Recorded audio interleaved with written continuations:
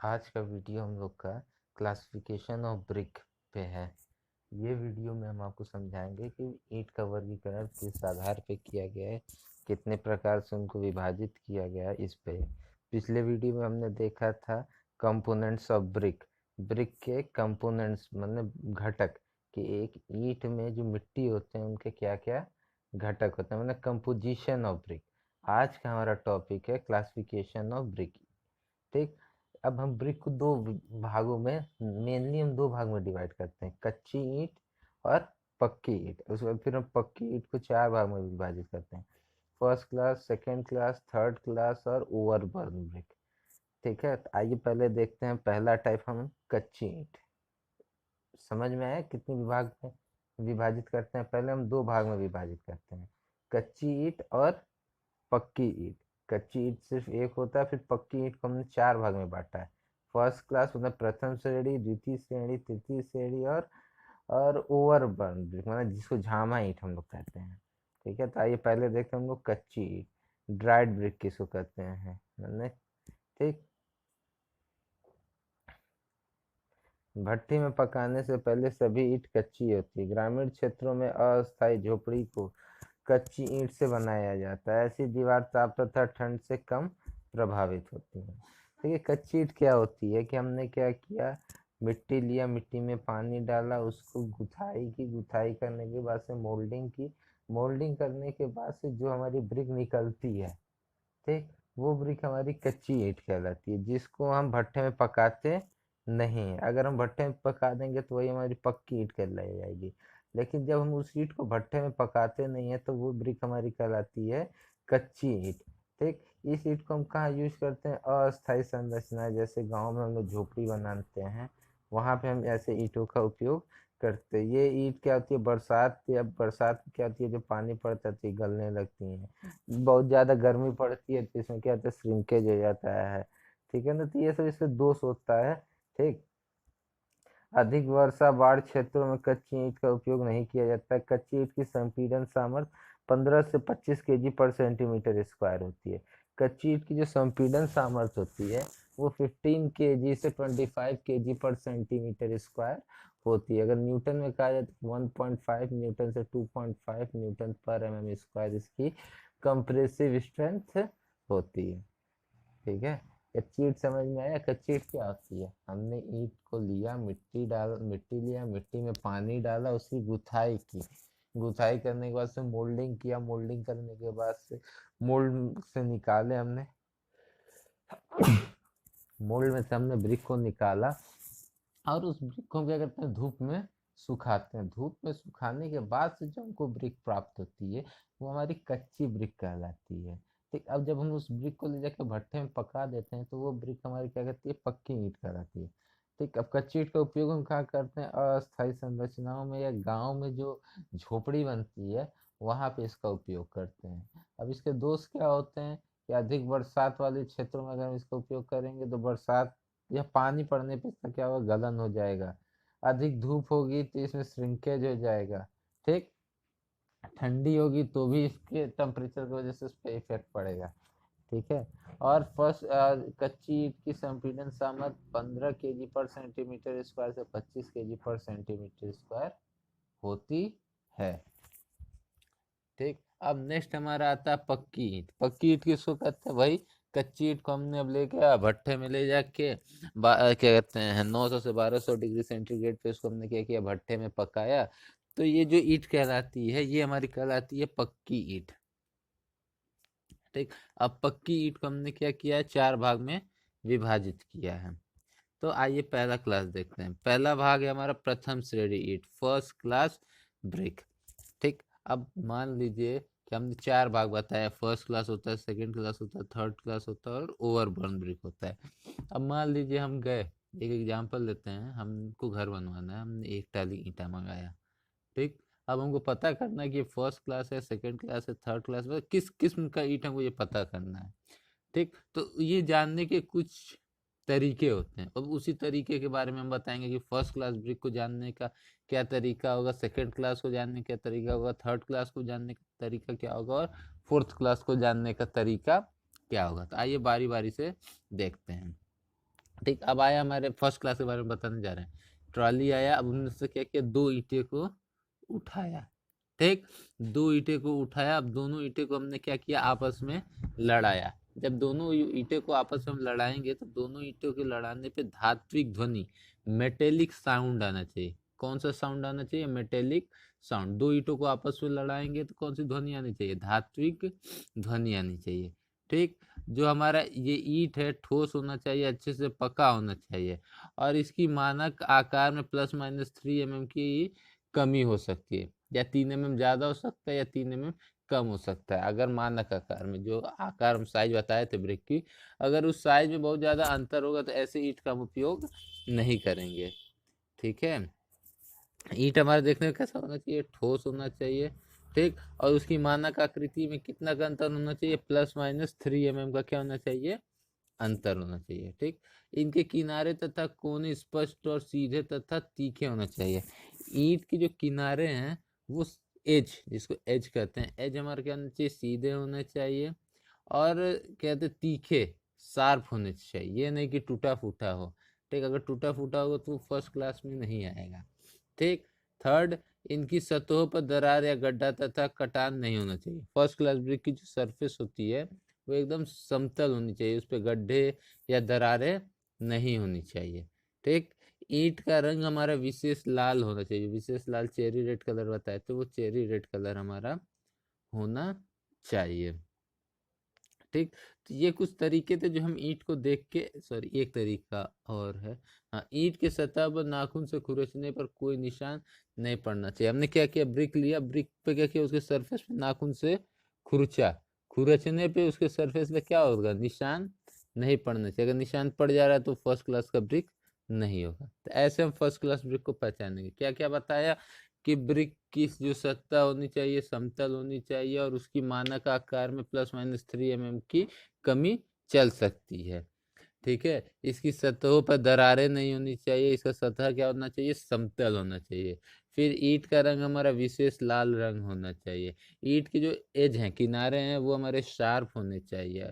ठीक, ईंट की सतह पर नाखून से खुरचने पर निशान नहीं पड़ना चाहिए, और 2 ईंट को आपस में टकराने पर कौन सा धात्विक ध्वनि आना चाहिए। ठीक, ये तो हम ईंट को देखकर पहचान सकते हैं, लेकिन कुछ और इसके तरीके हैं कि इसके कुछ क्या कहते हैं, लैब टेस्ट करके इसका कुछ डेफिनेट वैल्यू फाइंड किया गया कि फर्स्ट क्लास ब्रिक की वाटर एब्जॉर्प्शन कितनी होनी चाहिए, और फर्स्ट क्लास ब्रिक की कंप्रेसिव स्ट्रेंथ कितनी होनी चाहिए। तो प्रथम श्रेणी ईंट की संपीड़न सामर्थ्य 105 kg पर सेंटीमीटर स्क्वायर से कम नहीं होनी चाहिए।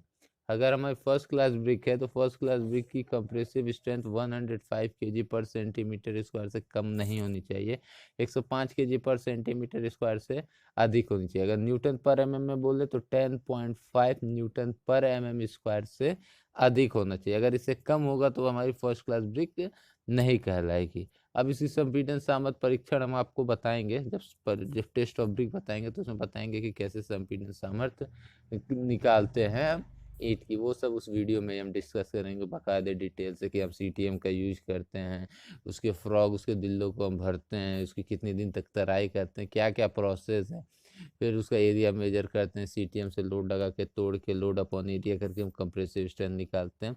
ये सब हम उसी वीडियो में देखेंगे। ठीक है, नेक्स्ट पॉइंट है कि 24 घंटे तक पानी में डाले रखने पर यह अपने भार का 20% से अधिक जल ना सोखे। ब्रिक की जो वाटर अब्जॉर्प्शन होती है वो 20% से कम होनी चाहिए। किस चीज़ का 20% से कम, ईंट के वजन का 20% से कम होना चाहिए। अगर फर्स्ट क्लास ब्रिक है, फर्स्ट क्लास ब्रिक को हम क्या कर रहे हैं, 24 घंटे तक पानी में रख रहे हैं, तो वो अपने वजन का 20% से कम पानी सोखना चाहिए। अगर 20% से कम पानी सोखता है तो ईंट हमारा क्या है, बढ़िया नहीं है। अब आप लोग के सवाल ये उठना चाहिए कि सर अब यहाँ वाटर एब्जॉर्प्शन से क्या मतलब है, तो बहुत बड़ा मतलब है। ठीक है, अब बता देते हैं वाटर एब्जॉर्प्शन से क्या दिक्कत है। जब जैसे जैसे ब्रिक की वाटर एब्जॉर्प्शन बढ़ेगी वैसे वैसे ब्रिक की कंप्रेसिव स्ट्रेंथ डिक्रीज होगी। क्यों होगी, क्योंकि देखिए ब्रिक हमने बनाया, ब्रिक को अच्छे से टैंपिंग किया, कॉम्पैक्शन किया, कॉम्पैक्शन करके बनाया। अब उसमें खाली स्थान कुछ रह जाता होगा, तो जो पानी एब्जॉर्ब करता है वो ब्रिक, वो उसी खाली स्थान में जाके बैठता है। और ब्रिक में जितने वाइड्स रेशियो होंगे, जितने रंध्र स्थान होंगे, उतना ही ब्रिक की क्या होगी, कंप्रेसिव स्ट्रेंथ कम होगी। ठीक, जितना मटेरियल डेंस होगा उसकी स्ट्रेंथ उतनी ही बढ़िया होती है। जितना मटेरियल डेंस नहीं होता है, डेंसिटी कम होती है, उतना ही मटेरियल क्या होता है, वीक होता है। ठीक, उसका वेट भी कम हो जाता है। ठीक है, तो यही दिक्कत होगा कि अब वाटर एब्जॉर्प्शन क्यों इंक्रीज कर जाएगा, क्योंकि उसमें वाइड्स रेशियो की मात्रा ज़्यादा होगी। वाइड रेशियो होने से क्या होगा कि ब्रिक की कंप्रेसिव स्ट्रेंथ डिक्रीज कर जाएगी। तो इस चीज़ को हम ध्यान रखेंगे कि ब्रिक की वाटर एब्जॉर्प्शन कम होनी चाहिए। अगर वाटर एब्जॉर्प्शन कम है तो कंप्रेसिव स्ट्रेंथ बढ़िया है, वाटर एब्जॉर्प्शन ज़्यादा है तो कंप्रेसिव स्ट्रेंथ क्या है, कम है, कंप्रेसिव स्ट्रेंथ डिक्रीज करेगी। इसे एक एग्जांपल हम दे देते हैं।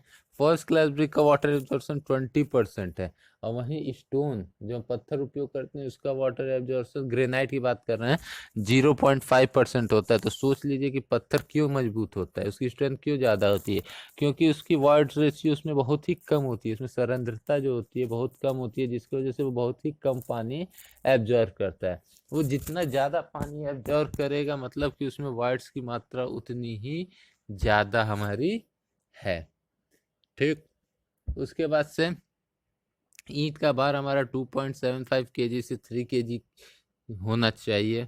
ठीक, और एक चीज़ और है, अगर हम ईंट को 1.5 मीटर की ऊंचाई से गिराते हैं, प्रथम श्रेणी ईंट को हम 1.5 मीटर की ऊंचाई से गिराते हैं, तो ईंट हमारी टूटनी नहीं चाहिए। अब 1.5 मीटर की ऊंचाई से गिराने का मतलब ये नहीं कि हमने क्या किया कि एक स्टोन का प्लेटफॉर्म ले लिया या स्टील का प्लेटफॉर्म ले लिया और उस पर 1.5 मीटर की ऊंचाई से गिराया। हम जहाँ गिराएंगे वहाँ की सरफेस मिट्टी वाली होनी चाहिए। ग्राउंड पे हम क्या करेंगे, ईंट को 1.5 मीटर की ऊंचाई से गिराएंगे, और ईंट हमारा अगर टूटता नहीं है तो हमारी ईंट प्रथम श्रेणी की ईंट कहलाएगी। और अगर हमारा ईंट टूट जाता है तो वो हमारी फर्स्ट क्लास ब्रिक हमारी नहीं कहलाएगी। ठीक, तो ये तरीका है फर्स्ट क्लास ब्रिक को पहचानने का। और फील्ड में और कुछ लैब वाली वैल्यू है कि जैसे संपीड़न सामर्थ्य 105 kg पर सेंटीमीटर स्क्वायर से कम नहीं होनी चाहिए, और वाटर एब्जॉर्प्शन 20% से ज़्यादा नहीं होना चाहिए। तो ये कुछ लैब वैल्यू है और ये कुछ फील्ड के तरीके हैं हम फर्स्ट क्लास ब्रिक को पहचानने के। ठीक है, तो अगर फर्स्ट क्लास ब्रिक के बारे में अगर कोई पूछे तो फर्स्ट क्लास ब्रिक के बारे में आप यही कुछ पॉइंट्स हैं, लगभग 10 पॉइंट हैं। इन 10 पॉइंट्स को आप क्या करेंगे, लिखेंगे अपने पेपर में। हाँ, अब प्रथम श्रेणी ईंट का उपयोग कहाँ करते हैं। ये ईंट सभी अस्थायी संरचनाओं भवनों के लिए, विशेष तौर पर जहाँ दीवार प्लास्टर ना करना हो वहाँ उपयोग किया जाता है। ठीक है, तो प्रथम श्रेणी ईंट का उपयोग अस्थायी इंजीनियरिंग भवनों के लिए विशेष तौर पर किया जाता है। फर्स्ट क्लास ब्रिक का उपयोग हम कहाँ यूज करते हैं, अस्थायी टेम्पोररी के लिए नहीं, परमानेंट इंजीनियरिंग भवनों के लिए करते हैं। या फर्स्ट क्लास क्या कहते हैं, फर्स्ट क्लास बिल्डिंग के लिए हम इसका उपयोग करते हैं। ठीक, और एक और कि अगर हमको दीवार पे प्लास्टरिंग करने की आवश्यकता ना है, ऐसा कंडीशन आ रहा है कि हम प्लास्टरिंग नहीं कर पा रहे हैं, तो हम वहाँ पे फर्स्ट क्लास ब्रिक का उपयोग करेंगे।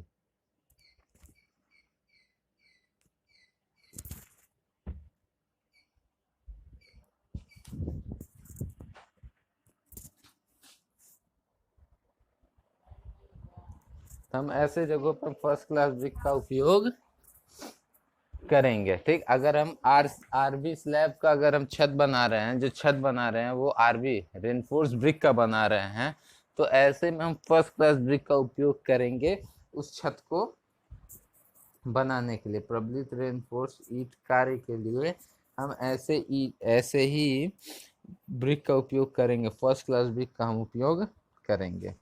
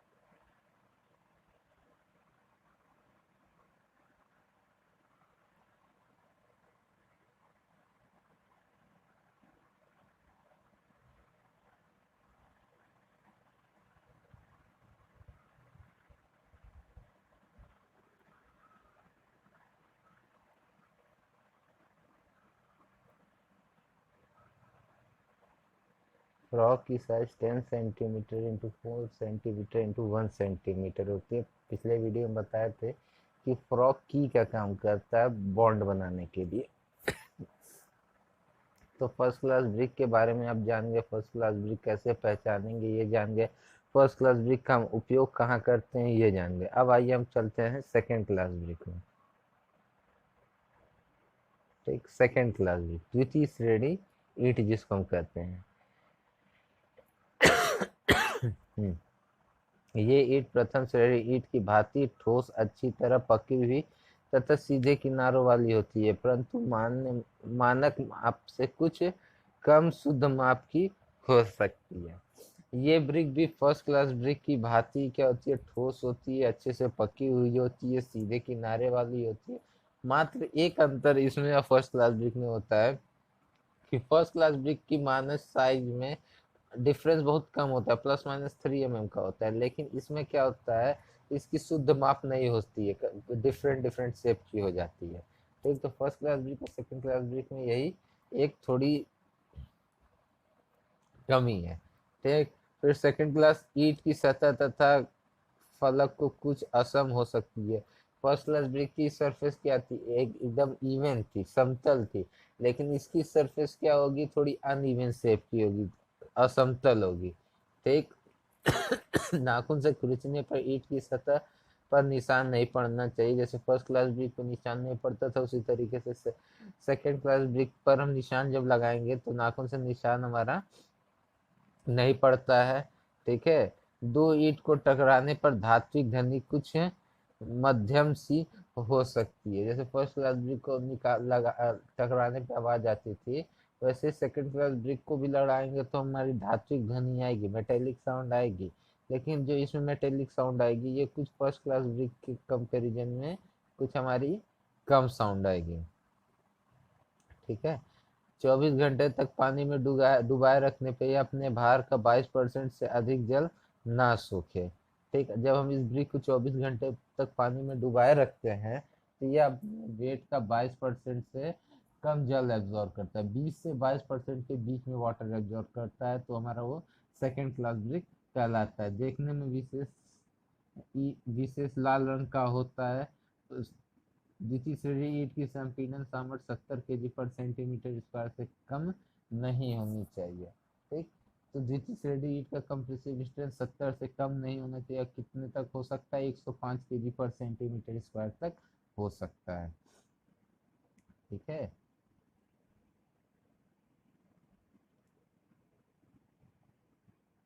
तो द्वितीय श्रेणी की संपीड़न सामर्थ्य कितनी होती है, 70 kg पर सेंटीमीटर स्क्वायर, और इसकी वाटर एब्जॉर्प्शन कितना होता है, 22%।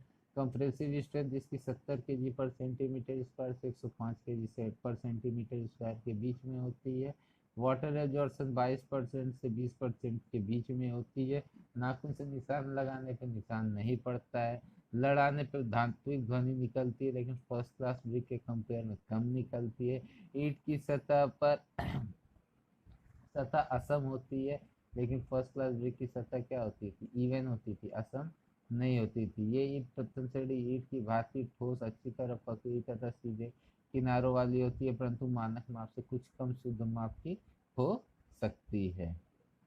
ठीक, ये तरीका है सेकेंड क्लास ब्रिक को पहचानने का। अब इसका हम एक फिगर बना के ट्राई करते हैं आपको अनइवन सरफेस दिखाने का। अगर मान लीजिए फर्स्ट क्लास ब्रिक है तो ये ऐसे समतल रहेगी। ठीक, फर्स्ट क्लास ब्रिक का क्या होगा, हमारा ये समतल रहेगा, इसके किनारे एजेस जो रहेंगे शार्प रहेंगे, ये जो एज हैं। ठीक है, और जो इसकी मानक आकृति होगी, मानक आकृति में प्लस माइनस 3 mm का डिफरेंस होगा। कितने का डिफरेंस होगा, प्लस माइनस 3 mm का। लेकिन जब सेकंड क्लास ब्रिक होगी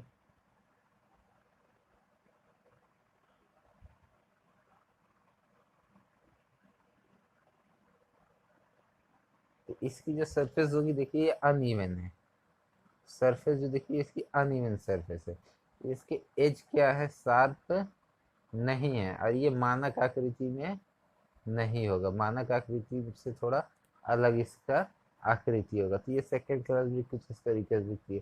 फर्स्ट क्लास ब्रिक की विशेष लाल रंग होता है, विशेष लाल रंग का होता है इसका ये कलर।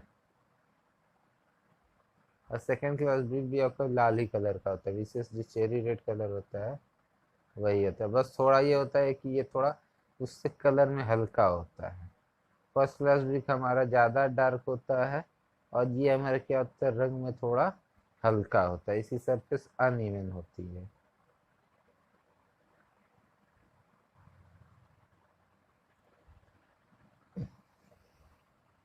इसकी संपीड़न सामर्थ्य कितनी होती है, 70 kg/cm² से 105 kg।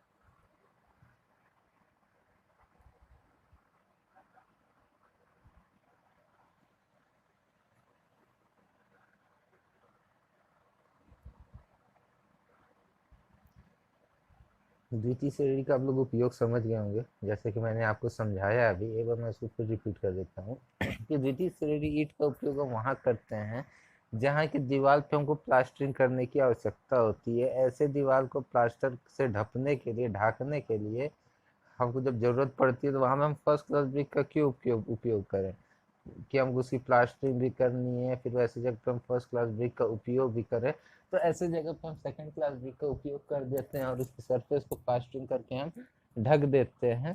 ठीक, जब प्लास्टर करने की आवश्यकता पड़ती है तो। ठीक है, तो उम्मीद करते हैं कि आपको अभी तक first class brick, second class brick समझ में आई होगी।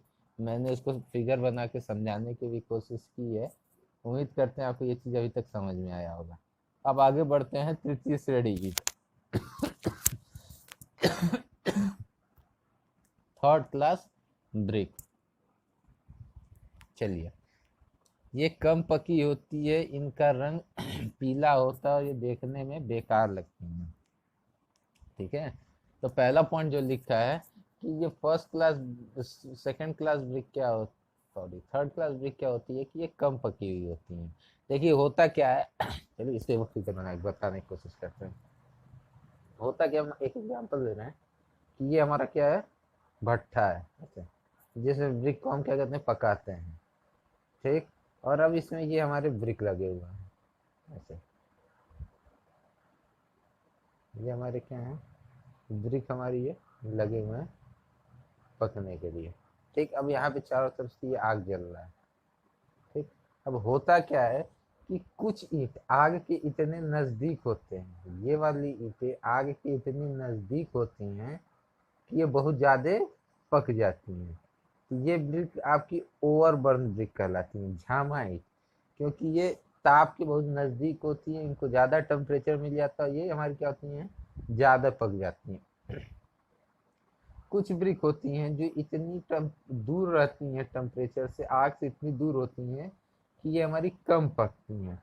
तो जो ईंट हमारे, जिस ईंट पे टेम्परेचर कम लगता है जिसकी वजह से वो पक नहीं पाती हैं सही से, वो ही ब्रिक हमारी कहलाती है थर्ड क्लास ब्रिक। ठीक, क्योंकि उस ईंट तक क्या हुआ, हमें हमारा सारा टेम्परेचर पहुंच नहीं पाया, जिसकी वजह से ये ब्रिक हमारी कहलाएंगी थर्ड क्लास ब्रिक। ठीक, तो आपको समझ में आ गया होगा कि क्यों ये ईंट पीला होता है और क्यों ये हमारा सही से पक नहीं पाता है, क्योंकि ये ईंट क्या होती है, अंदर की तरफ होती है और ईंट तक सारा टेम्परेचर सही से जितना पहुंचना चाहिए पहुंच नहीं पाता है, और ये ईंट क्या होती है, सही से पक नहीं पाती, इस वजह से ये क्या हो जाती हैं, पीली रह जाती हैं।